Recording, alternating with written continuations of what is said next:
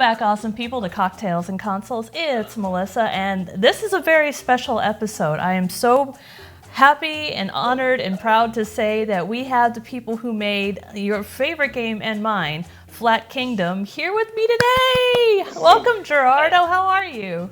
Fine. Thank you for the invitation. I'm here with all the team. We just have a barbecue and everything. Oh, how fun. Yeah, you're working on a Saturday, you poor guy. Well, actually, no. I got, chili wings and everything, That looks pretty cool. Well, thank you so much for coming on to the show. I'm kind of curious. How did you guys get inspired to make Flat Kingdom? Flat Kingdom, actually, we just watched the movie, indie game, the movie. Mm-hmm. I don't know if you watched it, and we got inspired by that. I was with two partners, and I, in the past, drew comics and color comic books, and my other partners were into websites and everything and programming. So we just started and say we all love games. Mm-hmm. Why don't we make a game? And that simple way, just everything started. That is so cool. That seems like the perfect grouping of people, people who are passionate about a good storyline, people who are passionate about artwork, and that shows. I mean, Flat Kingdom is so richly colored, and just you turn it on. And by the way, none of this is sponsored. I have to say that now. Thank you, YouTube and FTC. It's so richly colored that I think it's great for kids. It's an easy sell for kids, but even for adults, the colors are so rich and so vibrant. You're like, oh my gosh, I really love playing this game for nothing else than just to watch it on the screen. And the music is really great too. Thank you.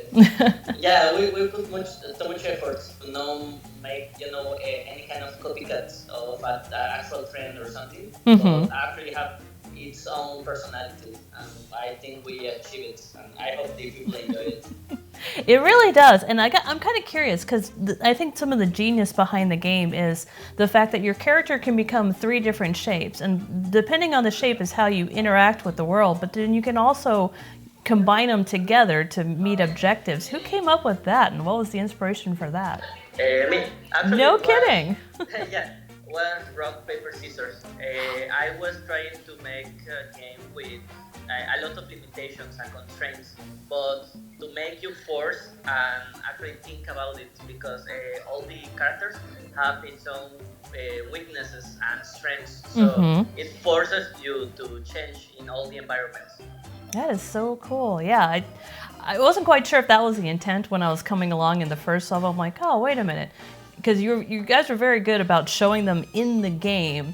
You have to be this shape to conquer these things. You have to be this shape to conquer these things. And I started to think, what if I could combine those two and, run faster and then become the rock and hit harder? And I'm going, oh my God, that's exactly what they planned. It's so cool. That's awesome. What's the feedback been so far on the game? Actually, after we released the first version of the game, Mm-hmm. the feedback was great, but the people were complaining a little bit because we tried to make a game, with all the difficulty of the past games, Mm-hmm. of this next game. But the people right now, they are kind of,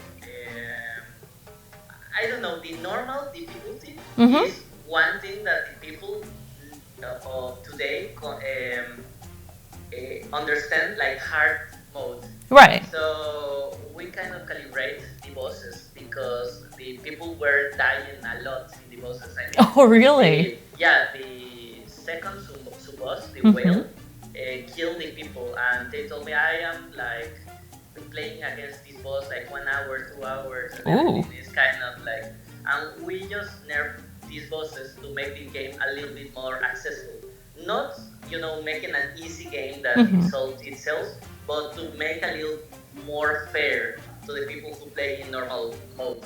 That's very cool. I like that you guys do that because I'm definitely not a pro gamer by any stretch of the imagination. I consider myself, a very, very rudimentary gamer, and I liked that the game feels like it's patient with you and gives you time to to learn it. I haven't hit the second boss yet, so I haven't encountered that steep climb in difficulty. But I like that you guys are, sensitive to it. You embrace the feedback and then you adjust it as it goes on. That's very cool. Yeah, it was kind of like, kind of learning it because it's not easy. Because you want to make your own game, but actually it's pretty dumb not to listen to the people because later, if you listen to everyone, you kind of like making that you are a sellout or something. That you're just a pleaser, and we just listen the people who got actual feedback that got more value, like all the platforms were too just, and we make a little bit more of platform for not, being in the peak and being, so unfair. So we listen to that and not. I'm dying too much in this course, so trying more time. I mean. Well, cool. What are you playing right now? What kind of games are you playing? Well, right now, I was trying to play Overwatch, but I need to pay my Xbox Live account yeah. to play it online. But lately, I just bought the Hyperlight Drifter. Oh, that's a good one. Yeah, I love it.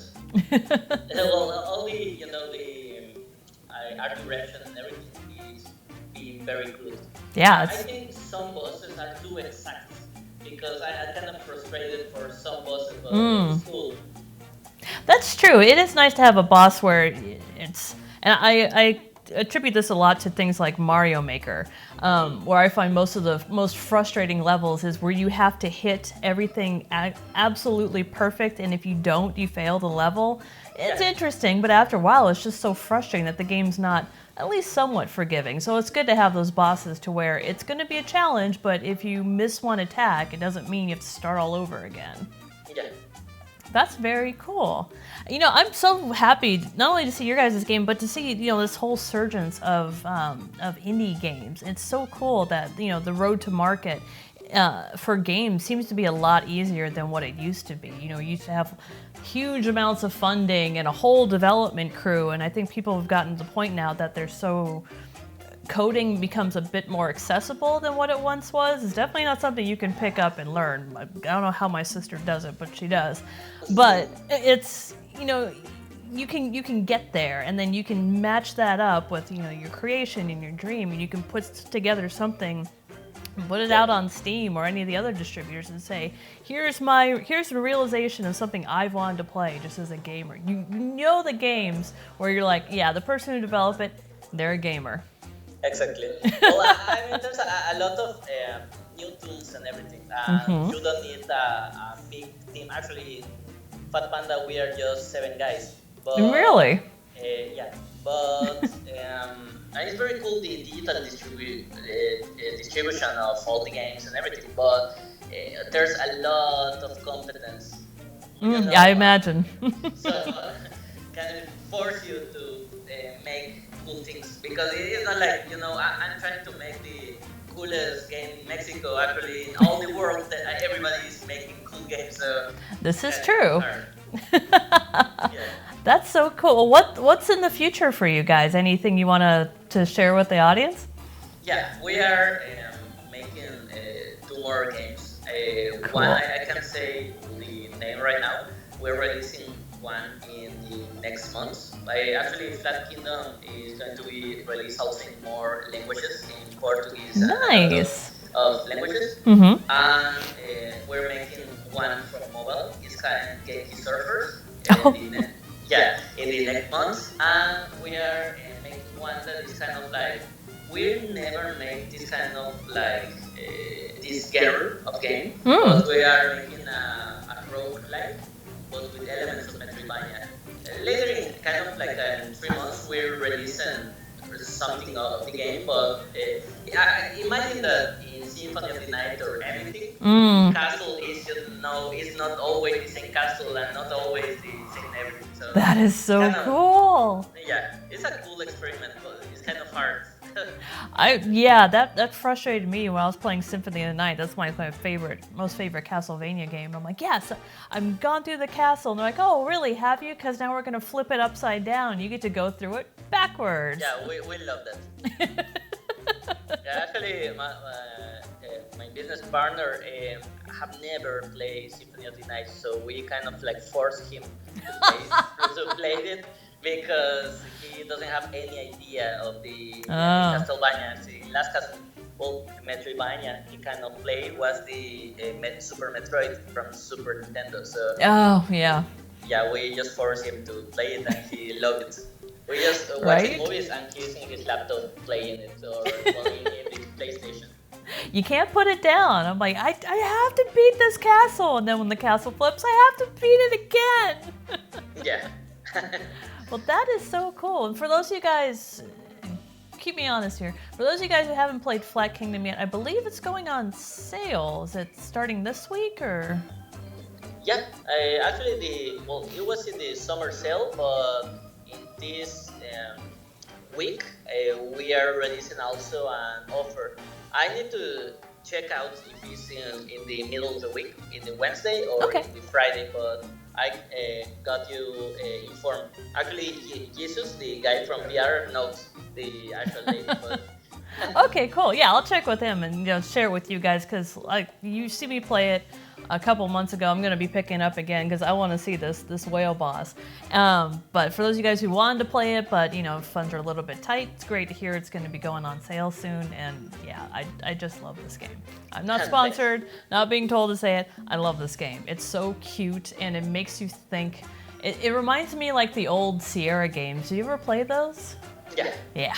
And also with that whale, just check out in the pause menu because in all the journal, check out all the names of the enemies because we are huge fans of Breaking Bad. A lot of enemies are inspired by Breaking Bad. You're kidding! Yeah, the whale is called Hank. That's so cool! Yeah, his face is kind of like Hank, so reference of all that. Oh, I love that. That is so cool. Well, for the cocktail for this one, because this is a very family-friendly game, I decided to go with something very family-friendly. This is, at the base, completely non-alcoholic. You can, of course, make it alcoholic if you so choose. Well, I tried so hard I wanted to represent the shapes that you can take in the game, and the cocktail is actually going to be a banana split float. So each layer is not only a different flavor, but also a different shape. I almost got the faces drawn on there, but ice cream and frosting just didn't want to mix. So sadly, I had to go with just the basic shapes. Oh, perfect. So all you have to do is just cut out some aluminum foil and then shape it to make sure it can fit into the glass. And then our first base, of course, is the square because he's the heaviest in water. So that's chocolate. Now let me see if I can get it into the glass without making just a huge mess. Ah, there we go. So there's our first guy. And the next one, of course, is the circle. And this one I did out of vanilla. And this one's a little softer. Unfortunately, ice cream loves to have different melting points, which can make it a little challenging. Oh, I was hoping it'd stand up better. Oh well. And then, of course, the guy that can't swim, the triangle, done in strawberry. Okay. Yeah, he's also actually red, so it kind of makes sense. Yeah, I tried for the colors too, but it's that nice white that blends into gray. Could not get ice cream to do it. Tried so hard. And then finally, once you have all the three that hopefully stand up a little bit better than they are now, you can just top this off with some vanilla cream soda. And then a little bit of banana syrup, or for adults, there's alcohol called 99 Bananas, which tastes exactly like bananas and it has a little bit of an alcohol content. And then you just pour that on top and enjoy. Perfect. I think I will make mine tomorrow. Really? Oh my gosh, please tag me on Twitter. I'd love to see it. Okay. Yay! That's so cool. Well, Gerardo, thank you so much for being on the show. I love chatting with you guys, loving the game, love your attention and your passion. It really comes through on the game. Hope you guys have enjoyed this as well. Looking forward to the new titles coming out from you guys. Thank you. Do you want to know the team? Sure, please. Yeah, I'm gonna put off all my headphones. Melissa just make the cocktail of Platinum. I don't know if... Hey guys! How are you? See, this is dedication, working on a Saturday. Actually, we're playing. Oh!